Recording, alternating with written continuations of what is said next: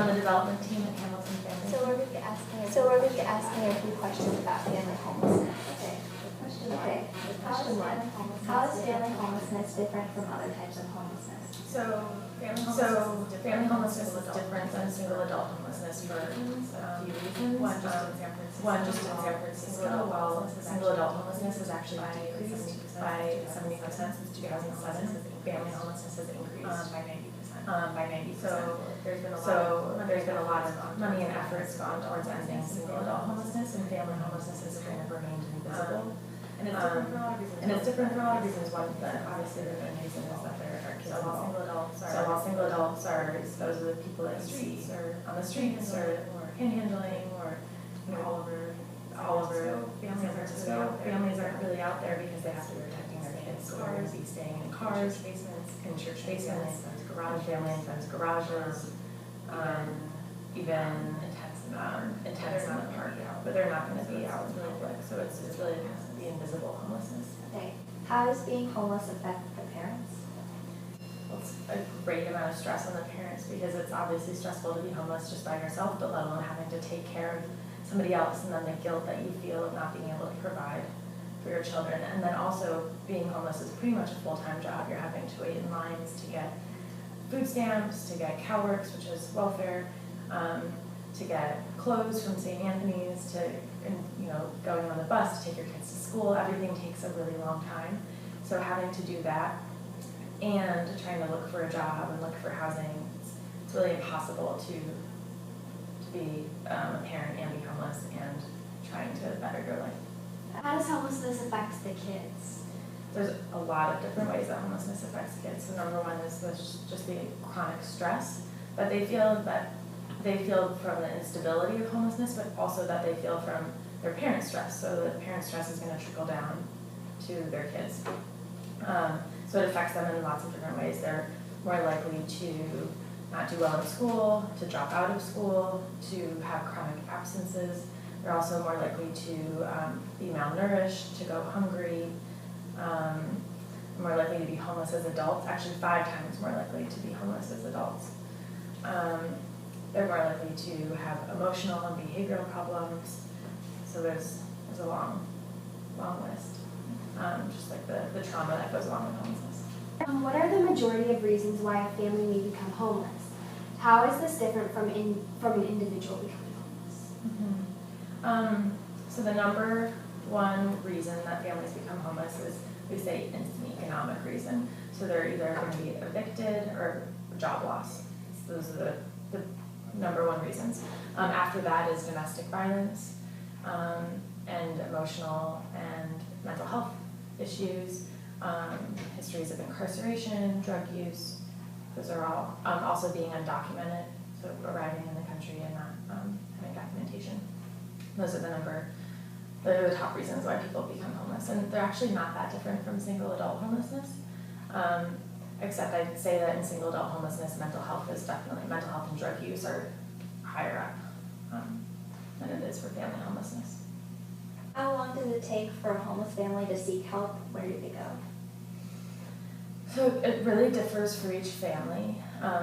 There's lots of different ways, like lots of different steps in the process of where families can seek help.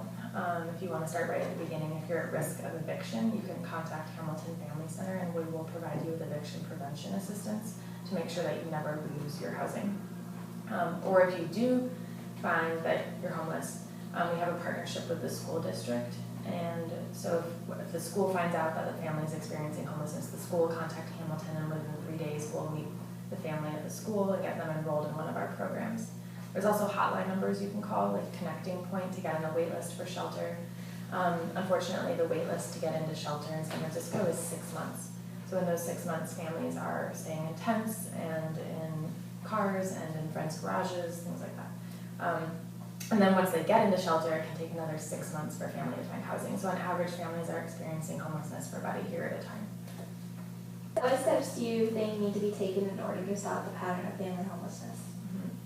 So we actually have a pretty great plan to end family homelessness, or at least to, how I was talking about how it takes 6 months to get into shelter, at least reduce the wait list. So right now there's anywhere between like 150 to 200 families on the wait list. So our goal is to get that wait list to 0. And the number one way we see to be able to do that is to, remember when I was talking about the eviction prevention? So when a family is at risk of homelessness, making sure they never become homeless. So being able to serve 200 families a year, doubling the size of that program, so that families aren't becoming homeless in the first place. So that is paying back rent, providing families with legal assistance and case management to make a plan to ensure that they can continue paying their rent going forward.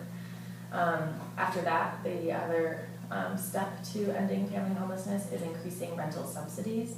So instead of families going into shelter, getting them rehoused as rapidly as possible.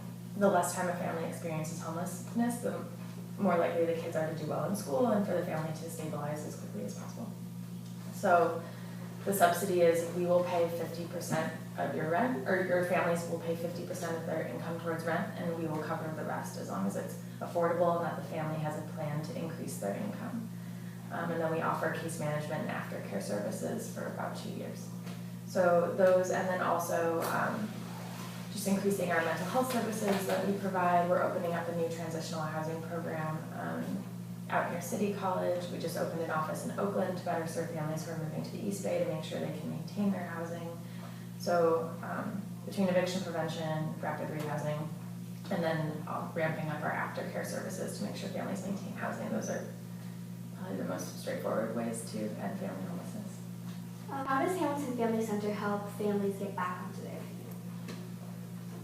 So we do that for, depending on where the family is at, we call it meeting the family where they're at. So some families need a place to sleep tonight, and then we will provide our shelter beds, and then also if a family is higher needs and they need about 12 months to stabilize, they'll come here to our transitional housing program.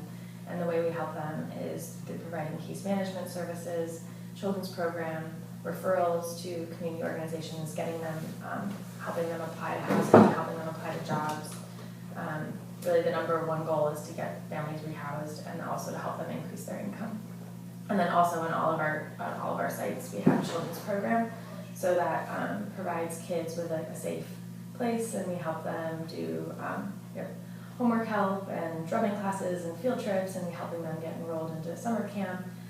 Everything to make sure that they have normalizing activities, and also services to reduce the trauma associated with homelessness. What can we do as a community in San Francisco to help solve the problem here? Doing what you're doing right now, talking about the problem, addressing it, advocating for more resources for family homelessness. And remember at the beginning of this conversation, I was talking about how family homelessness has been invisible, and really just shining a light on what's happening in our city and in our backyards. Because the more people that know about it, the more people that can help. And having fundraisers and anything from we need diapers to clothes for kids. We really rely on community partners for the success of our programs. What can we do as a country to solve the problem of family homelessness? I think that's also really, really similar, and I think when we're talking national, we're talking about policy and money for family homelessness has decreased because of the recession, and putting more resources towards ending homelessness at the national level. Do you have programs that prevent people who are on the edge of homelessness? What do they do to help? How is this important? Mm-hmm. So on the edge, you mean like about to become homeless? So that was what I was talking about with the eviction prevention. And it's not just paying their background, it's really making sure that they have services and connecting them with other resources in the community like therapy or case management, job training programs. Approximately how many families can you take into your shelter, and how many do you have to turn away each year? So we have 50 families a night at our shelter in the Tenderloin. We have 20 families every night here at our transitional housing program. And we are doubling the size of our rapid rehousing and eviction prevention program.